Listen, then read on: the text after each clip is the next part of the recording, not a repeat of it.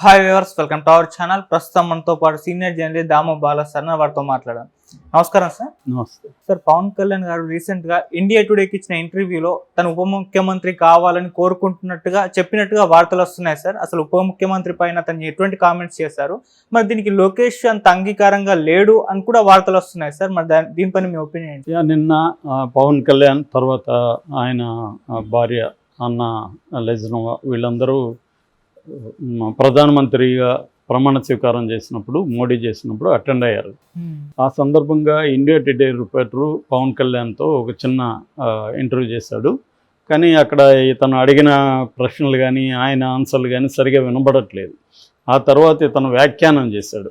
ఎవరు ఈ విలేకరి ఈ రిపోర్టర్ ఏం చేశాడంటే పవన్ కళ్యాణ్ డిప్యూటీ చీఫ్ మినిస్టర్గా తీసుకోవడానికి సుముఖంగా ఉన్నాడు అనేది ఆయన చెప్పాడు. దాంతోపాటు కాసేపటి తర్వాత ఇండియా టుడే ఛానల్లో స్క్రోలింగ్లో కూడా అది వేశారు, పవన్ కళ్యాణ్ డిప్యూటీ సీఎంగా తీసుకోవడానికి రెడీగా ఉన్నాడని. మామూలుగా అయితే పవన్ కళ్యాణ్ ఇక్కడ మంగళగిరిలో తన అభ్యర్థి గెలిచిన ఎమ్మెల్యేలు ఎంపీలతో మాట్లాడుతూ ఆ టైంలో విలేకరులతో మాట్లాడినప్పుడు ఆయన ఏమన్నా అంటే, నాకు జనరల్గా మీరు హోమ్ తీసుకుంటారా అని అడుగుతున్నారు కొంతమంది, ఎందుకంటే మీ నాన్న పోలీసు, మీరు కూడా చాలాసార్లు పోలీసు డిపార్ట్మెంట్ నాకు చాలా ఇష్టం అన్నారు కదా అంటే, లేదు నాకు యాక్చువల్గా ఎన్విరాన్మెంట్ అన్నా ప్రకృతి అన్నా వ్యవసాయం అన్నా ఇవన్నీ ఇష్టము అనేది మాత్రం చెప్పాడు. దాన్ని బట్టి ఆల్రెడీ ఇక్కడ ఆయన farm house 8 acres farm house కూడా ఉంది. ఫామ్ హౌస్లో కూడా ఆయన అగ్రికల్చర్ కొంత చేయడం, తర్వాత పశువులను పెంచడం, తోటలు అవన్నీ కూడా ఆర్గానిక్ స్టైల్లోనే సేంద్రియ ఎరువులు అవి వేసి పెంచడం ఇవన్నీ చేస్తున్నాడు. తన చెట్లో కాసిన మామిడి పళ్ళు కూడా ఇతర హీరోలకి వాళ్ళకి పంపిస్తుంటాడని చెప్తారు. సో ఆ రకంగా తనకి వ్యవసాయం ఇష్టం కాబట్టి వ్యవసాయ శాఖ తీసుకునే అవకాశం ఉంది. యాక్చువల్గా సెంట్రల్లో కూడా వీళ్ళకి ఇద్దరున్నారు కాబట్టి ఎవరికో ఒకరికి మంత్రి పదవి వస్తుందని కూడా పుకార్లు వచ్చాయి. ఇటు ఉదయ్కి వస్తుందని కూడా చాలామంది చెప్పారు. బట్ అక్కడ కేంద్రం ఇవ్వలేదు. వాళ్ళ ప్రాతిపదిక ఏంటంటే ఏ రాష్ట్రంలో కూడా ఎంపీలు సంఖ్య ఎంత, తర్వాత గెలిచిన సంఖ్య ఎంత, ఆ పర్టికులర్ పార్టీ బీజేపీ కావచ్చు ఇతర ఎన్డీఏ కూటమిలో పార్టీలు కావచ్చు వాళ్ళు గెలిచిన సంఖ్య ఎంత, ఈ రెండింటిని బేస్ చేసుకొని అక్కడ మొత్తంగా 72 మందితో ప్రమాణ స్వీకారం చేశారు. కాబట్టి పవన్ కళ్యాణ్కి ఆ ఛాన్స్ లేదు. ఎందుకంటే ఆల్రెడీ 3 మంత్రులు మన ఆంధ్రప్రదేశ్కి ఇచ్చారు. 2 ఇటు రామ్మోహన్ నాయుడు కావచ్చు, అటు పెమ్మసాని చంద్రశేఖర్, తర్వాత Srinivasapuram BJP Narsapuram MP. So ఇంకా నెక్స్ట్ వాళ్ళకి వేరే ఏమన్నా కేంద్ర స్థాయిలో వేరే ఏమన్నా పదవులు ఇస్తారనేది చూడాలి.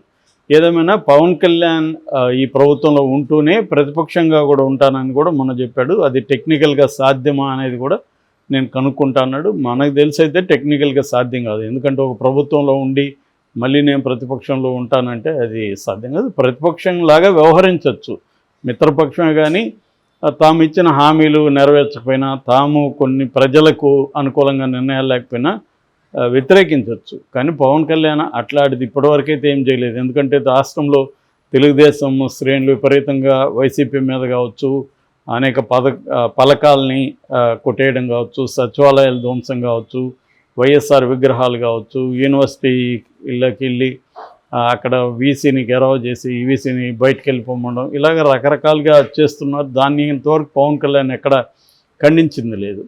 మామూలుగా అతని మాటలు వేరు చేతలు వేరు అని నేను చాలాసార్లు చెప్పాను. ఇది కూడా అలాగే ఉండొచ్చు.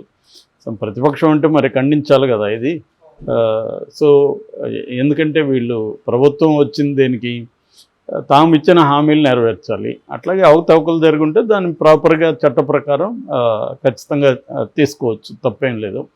కానీ అట్లా కాకుండా వెళ్ళి విగ్రహాల ధ్వంసం కావచ్చు, మనుషుల మీద ఇండ్ల మీద దాడులు చేయడం కావచ్చు, ఖచ్చితంగా ఇదంతా కూడా ఖండించాల్సిందే. అది ఆయనేమి ఇప్పటివరకు ఖండించలేదు.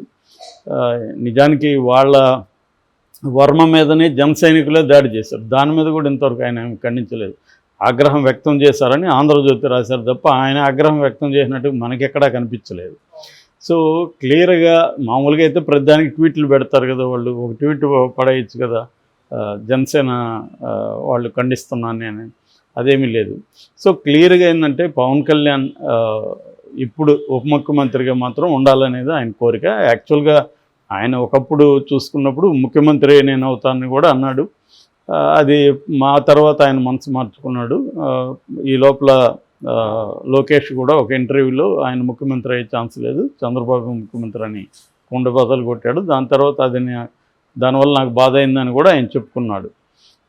సో ఏదేమైనా ఉప ముఖ్యమంత్రి ఆయనకి ఇస్తారా అని కూడా లోకేష్ని గతంలో అడిగినప్పుడు కూడా అది మా పాలిట్ బ్యూరో డిస్కస్ చేసి చెప్తా ఉన్నాడు.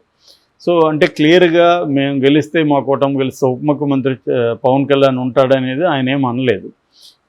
పాలిట్ బ్యూరోలో డిస్కస్ చేస్తూ ఉన్నారు. ఇప్పుడు కూడా ఈయన పాటికి నేను ఉప ముఖ్యమంత్రి అవుతా అంటున్నాడు. మరి లోకేష్కి ఇంట్రెస్ట్ ఉందా, లోకేష్ అడ్డుపడుతున్నాడు అనేది ఒక వార్త వస్తుంది. ఎందుకంటే ఉప ముఖ్యమంత్రి ఉంటే చాలా సమస్యలు పవన్ కళ్యాణ్ క్రియేట్ చేసే అవకాశం ఉంది. వీళ్ళు కొన్ని ఇప్పుడు ఏంటంటే ప్రధానంగా వీళ్ళ అజెండా, ముఖ్యంగా లోకేష్ అజెండా రివెంజ్ తీర్చుకోవడం. తమ మీద జగన్ ఏవేవి తెచ్చేసాడో అవన్నీ అంతకు 10 రెట్లు తిరిగి ఇచ్చేస్తానని ఎప్పటి నుంచో లోకేష్ చెప్తున్నాడు. నేను మూర్ఖుణ్ణి అనేది తనే అనౌన్స్ చేశాడు చాలాసార్లు.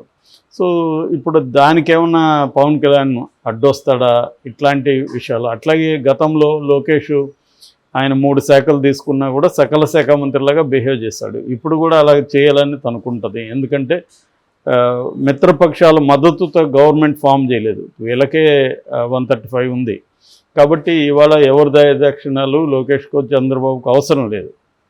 కాకపోతే ఏమంటే మిత్ర ధర్మం ప్రకారం ప్రీ కోయిలేషన్ కాబట్టి వాళ్ళతో కూడా గవర్నమెంట్ని పంచుకున్న తమ ఆధిపత్యం ఉండాలనేది లోకేష్ కానీ చంద్రబాబు కానీ అనుకునే అవకాశం ఉంది.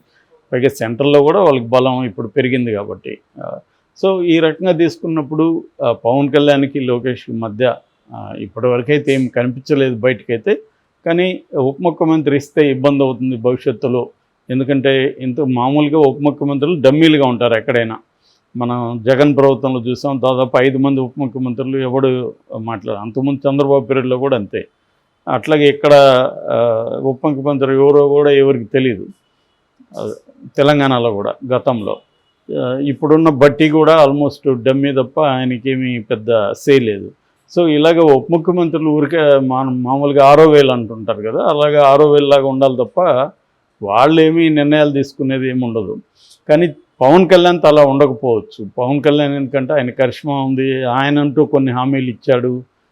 తర్వాత తను ఉమ్మడిగా కొన్ని హామీలు ఇచ్చారు, అవన్నీ నెరవేర్చేట్టుగా చూస్తానని చెప్తాడున్నాడు. అట్లాగే ఎక్కడైనా ప్రజల ఇష్యూస్ వచ్చినప్పుడు తను ప్రజల వైపు వెళ్ళి నిలబడి మాట్లాడడం ఇవన్నీ అతనికి అలవాటు ఉంది.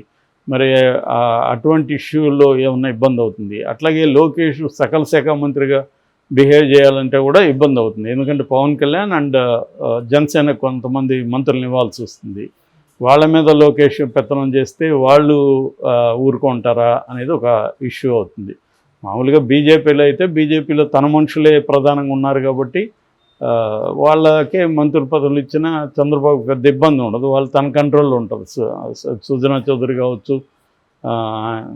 ఇంకో కామినేని కావచ్చు. కామినేని గతంలో కూడా మంత్రిగా ఉన్నాడు, ఈయనే పంపించాడు.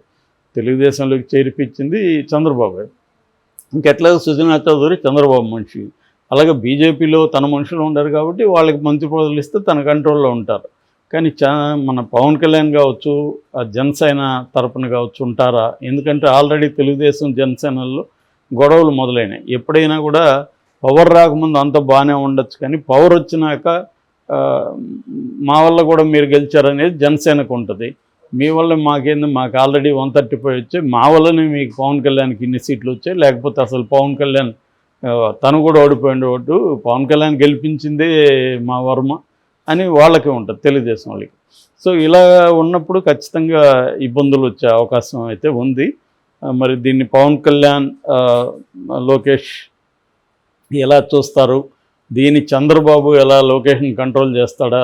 ఎందుకంటే గతం ఎన్నికలయ్యే వరకు లోకేష్ని చాలా బ్రహ్మాండంగా కంట్రోల్ చేశాడు చంద్రబాబు. ఎక్కడ లోకేష్ని బయట ఫోకస్ చేయకుండా ఓన్లీ పవన్ కళ్యాణ్నే చేసుకుంటూ వెళ్ళాడు. దానికి ప్రధాన కారణం ఏంటంటే ఓట్ షేర్. పవన్ కళ్యాణ్ జనసేన అభిమానులు ఎవరు కూడా హర్ట్ అవ్వకుండా వాళ్ళ ఈగోని సాటిస్ఫై చేశాడు చంద్రబాబు. మరి ఇప్పుడు అది అవసరం లేదు చంద్రబాబుకి. ఇంకా ఇంకొక 5 ఏళ్ళ వరకు అవసరం లేదు. మరి ఏం జరుగుతుందని చూడాలి.